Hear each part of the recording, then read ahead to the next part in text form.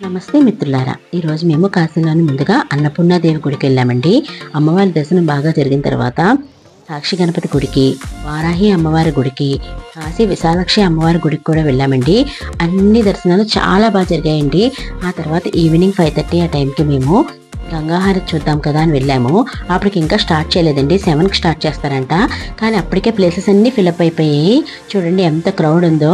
ముందుగా వాళ్ళు భజనతో స్టార్ట్ చేశారండి.